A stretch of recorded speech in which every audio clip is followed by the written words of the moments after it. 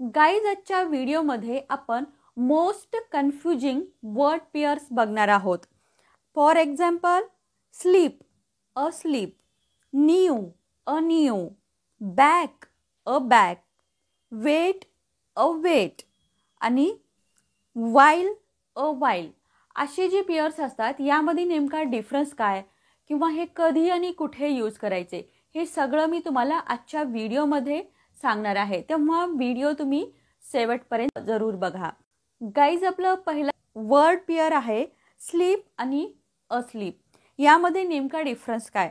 दिसायला तर हे वर्ड अगदी सेमच दिसतात, तेव्हा बऱ्याचदा कन्फ्यूज होतो की आपण दोन्हीचाही मीनिंग सेमच असेल. पण गाईज, दिसायला जरी हे वर्ड सेम असले तरी याचे मीनिंग डिफरन्स आहेत. आता जसं की स्लीप आहे. स्लीप म्हणजे काय? झोप किंवा झोपणे या अर्थाने आपण स्लीपचा यूज करतो. स्लीप हे काय आहे? वर्ब आणि नाउन या दोन्ही पद्धतीने याचा तुम्ही यूज करू शकता. हे काय? ॲक्शन वर्ब आणि नाउन या दोन्ही पद्धतीने तुम्ही याचा यूज करू शकता. पण जे अस्लीप आहे, गाईज, हे जे अस्लीप आहे, अस्लीप हे एक ॲडजेक्टिव्ह आहे. ॲडजेक्टिव्ह म्हणजे काय? मराठीमध्ये आपण याला विशेषण म्हणतो. आणि अस्लीप म्हणजे झोपलेली स्थिती किंवा निद्रस्त स्थिती जेव्हा असते त्यावेळेस तिथे तुम्हाला अस्लीपचा यूज करायचा आहे ॲज अ ॲडजेक्टिव्ह म्हणून. क्लिअर झालं? आता तुमच्या लक्षात आलेलं असेल स्लीप म्हणजे काय? झोपण्याची क्रिया किंवा झोपणे हे नाउन या पद्धतीने याचा यूज करायचा आहे. आणि अस्लीप म्हणजे काय? झोपलेली, झोपलेला म्हणजे झोपलेल्या अवस्थेचं ज्यावेळेस तुम्हाला सांगायचं असतं त्यावेळेस तिथे तुम्हाला अस्लीपचा यूज करायचा आहे. याचे एक्झाम्पल बघा. मी दररोज 8 तास झोपतो. I sleep for 8 hours every day. I sleep for 8 hours every day. इथे तुम्ही झोपण्याची ॲक्शनबद्दल तुम्ही बोलत आहात. क्लिअर? म्हणून आपण इथे स्लीपचा यूज केलेला आहे. नेक्स्ट, बाळ झोपलेलं आहे. आता या सेंटेन्समध्ये बघा, बाळाच्या झोपलेल्या स्थितीबद्दल आपण सांगितलं आहे. आणि मी तुम्हाला सांगितलं ज्यावेळेस तुम्ही झोपलेल्या स्थितीबद्दल सांगता त्यावेळेस तिथे तुम्हाला अस्लीपचा यूज करायचा आहे. सेंटेन्स होईल the baby is asleep. The baby is asleep. मी रात्री 10 वाजता झोपतो. इथे तुम्हाला ॲक्शन करायची, झोपण्याची ॲक्शनबद्दल बोलत आहात. सिंपल आहे, स्लीपचा यूज करा. I sleep at 10 PM. I sleep at 10 PM. ती तिच्या खोलीत झोपलेली आहे. इथे तिच्या झोपलेल्या स्थितीबद्दल बोलत आहात म्हणून इथे अस्लीपचा यूज करा. She is asleep in her room. She is asleep in her room. I hope तुम्हाला स्लीप आणि अस्लीप आता एक्झॅक्टली कुठे यूज करायचं हे तुम्हाला लक्षात आलेलं असेल. अकॉर्डिंग टू टेन्स आणि सेंटेन्स वाईज हे तुम्हाला आता यूज करायचं आहे. क्लिअर झालं? नेक्स्ट आहे आपलं वेट आणि अवेट. या दोन्हीचाही मीनिंग वाट पाहणे किंवा थांबणे या हाच होतो, बरोबर. पण इथे लक्षात ठेवा वेट, वेट म्हणजे काय? सामान्यपणे जेव्हा बोलतो तेव्हा तुम्हाला तिथे वेटचा यूज करायचा आहे. आणि वेटच्या नंतर फॉर हे लावायचं असतं. पण ज्यावेळेस तुम्ही अवेट यूज करता हे फॉर्मल इंग्लिशमध्ये किंवा रिटन इंग्लिशमध्ये जास्त यूज केलं जातं. आणि अवेटच्या नंतर तुम्हाला फॉर लावायची गरज नाही. हा मेन डिफरन्स याच्यामधला आहे. नाही, जेव्हा एक आहे की तुम्ही जनरली यूज करता जे की आहे वेट आणि दुसरं आहे अवेट ते तुम्ही फॉर्मल इंग्लिशमध्ये यूज करता. सिम्पली लँग्वेजमध्ये जर सांगायचं असेल, जर तुम्हाला फॉर लावायचं असेल तर वेटचा यूज करा. आणि जर तुम्हाला फॉर न लावता डायरेक्ट तुम्हाला नाउन लिहायचं असेल तर तुम्ही अवेटचा यूज करा. क्लिअर? याचे एक्झाम्पल बघा. मी तुझी वाट पाहीन. आता मी तुझी वाट पाहीन दोन्हीचाही मीनिंग तर सेमच आहे, फक्त डिफरन्स काय आहे मी तुम्हाला सांगितलेला आहे. सेंटेन्स बघा. I will wait for you. I will wait for you. आणि हे जर सेंटेन्स तुम्हाला फॉर न लावता जर बनवायचं असेल तर simple I will await you. I will await you. Clear झालं? नेक्स्ट, ती बसची वाट पाहत आहे. She is waiting for the bus. She is waiting for the bus. आम्ही तुमच्या उत्तराची प्रतीक्षा करत आहोत. We await your reply. We await your reply. I hope तुम्हाला दोन्हीमधला मेन डिफरन्स समजला असेल आणि आता तुम्ही कधीही हे यूज करताना मिस्टेक करणार नाही. नेक्स्ट आहे आपलं बॅक आणि अ बॅक. आता या दोन्हीमध्ये फरक काय? तर जवळपास सेमच आहेत, पण याचं मीनिंग बघा. बॅक म्हणजे काय? मागे किंवा परत किंवा आपली पाठ, या सगळ्या अर्थाने तुम्ही बॅकचा यूज करायचा आहे. पण जे हे अ बॅक आहे हे फक्त टेकन अ बॅक या फ्रेजमध्ये आश्चर्यचकित होणे किंवा आश्चर्याने धक्का बसणे या अर्थाने याचा यूज केला आहे. बस एवढाच डिफरन्स आहे याच्यामध्ये. एक्झाम्पल, तो घराच्या मागे उभा आहे. आता इथे मागे म्हटलं आहे तर तुम्हाला सिम्पली इथे बॅकचा यूज करायचा आहे. He is standing back of the house. He is standing back of the house. तिच्या पाठीला दुखापत झाली. आता मी तुम्हाला सांगितलं तिच्या पाठीला दुखापत झाली. पाठीसाठी पण तुम्हाला सिम्पली बॅकचा यूज करायचा आहे. शी हर्ट हर बॅक. शी हर्ट हर बॅक. बातमी ऐकून तो दचकला किंवा बातमी ऐकून त्याला धक्का बसला. सिम्पली मी तुम्हाला सांगितलं अबॅकचा कुठे यूज करायचा आहे? टेकन अ बॅक या फ्रेज सोबत त्याचा आश्चर्याने धक्का बसणे अशा स्थितीमध्ये त्याचा यूज करायचा आहे. सिंपल आहे. हे सेंटेन्स काय होईल? He was taken aback when he heard the news. He was taken aback when he heard the news. I hope हे क्लिअर झालेलं असेल. नेक्स्ट आहे वेक आणि अवेक. असं बघितलं तर सेमच वाटत आहे आपण ज्यावेळेस त्याला प्रोनाऊन्स करतो, पण याचे मीनिंग वेगवेगळे आहेत, त्याचं युजेस पण वेगवेगळे आहेत. वेक म्हणजे काय हे सगळ्यांना माहीत आहे. झोपीतून उठणे किंवा उठवणे. ॲज अ ॲक्शन वर्ब म्हणून आपण वेकचा यूज करतो. क्लिअर झालं. आणि अवेक, अवेक हे काय आहे? एक ॲडजेक्टिव्ह आहे आणि हे ॲडजेक्टिव्ह असल्यामुळं याचा मीनिंग होतो जागा असणे. जागा असणे म्हणजे काय? झोपलेला नसणे. हा याचा मेन डिफरन्स आहे. आय होप तुमच्या लक्षात आलेलं असेल. याचे एक्झाम्पल बघा. मी 6 वाजता उठतो. I wake up at 6. I wake up at 6.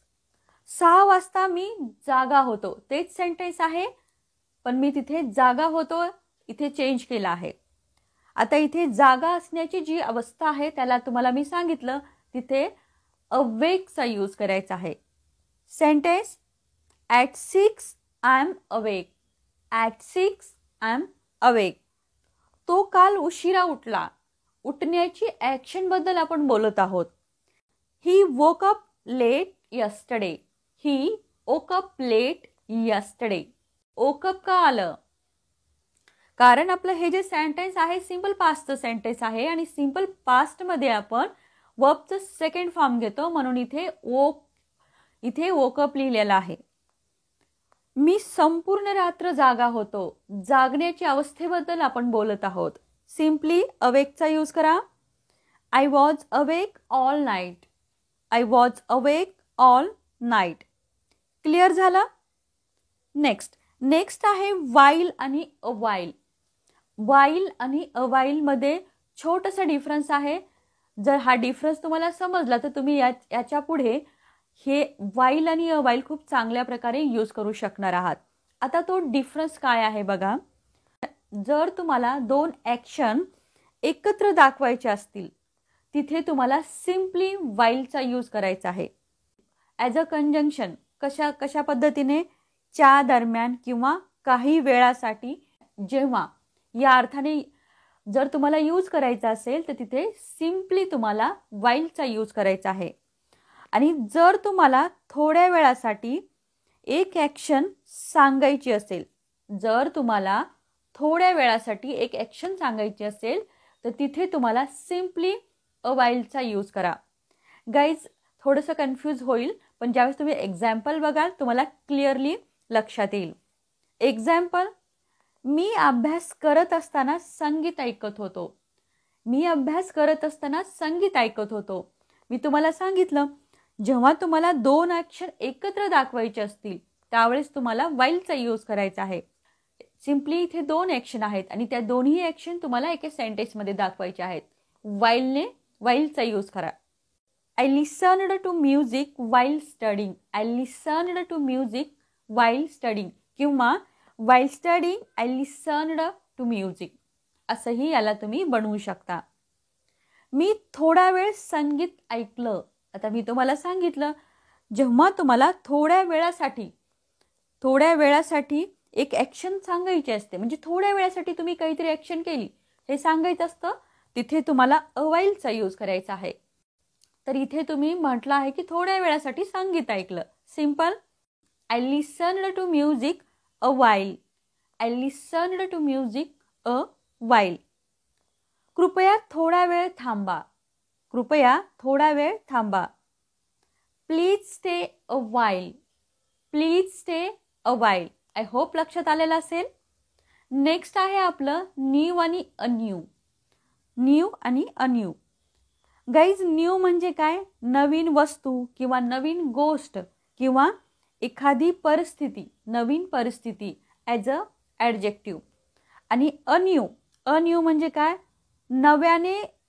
Undue म्हणजे काय? पुन्हा नव्याने सुरू करणे. ॲज अ ॲडवर्ब याचा यूज करायचा आहे. जर तुम्हाला एखाद्या सेंटेन्समध्ये पुन्हा नव्याने काहीतरी तुम्ही सुरू करताय असं म्हणायचं असेल त्यावेळेस तिथे सिम्पली तुम्हाला न्यूचा यूज करायचा आहे. क्लिअर? एक्झाम्पल, मी नवीन पुस्तक विकत घेतलं.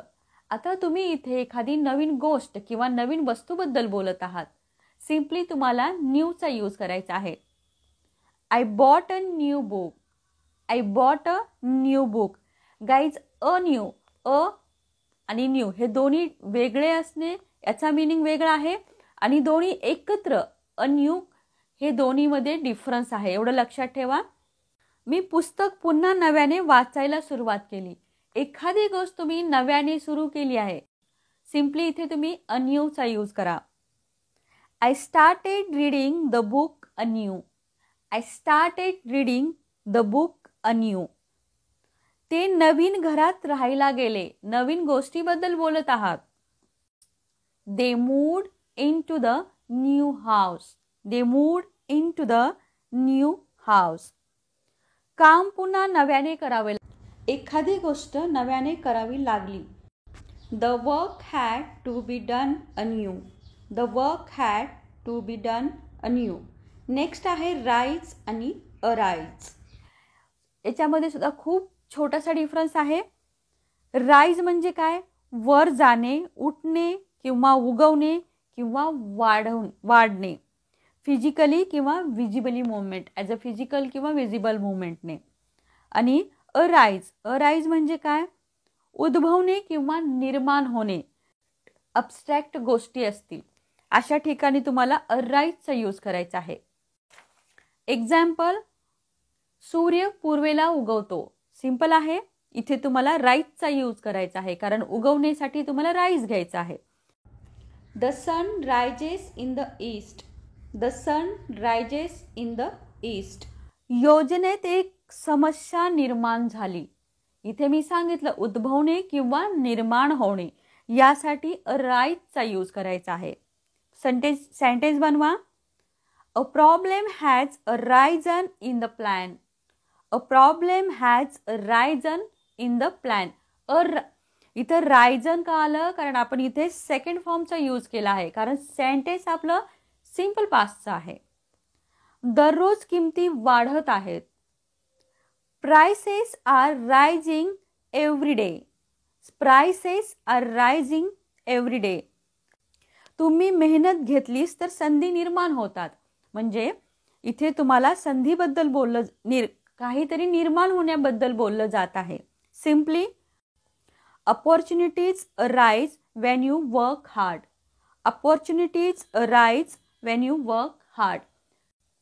आय होप गाईज या व्हिडिओमध्ये मी जेही वर्ड्स घेतलेले आहेत ते तुम्हाला पूर्णपणे क्लिअर झालेले आहेत. हा व्हिडिओ बघितल्यानंतर तुम्ही या वर्डचा करेक्टली यूज करू शकणार आहात. गाईज व्हिडिओ आवडला लाईक करा, शेअर करा. चॅनलवरती जर तुम्ही नवीन असाल तर सबस्क्राईब करायला विसरू नका.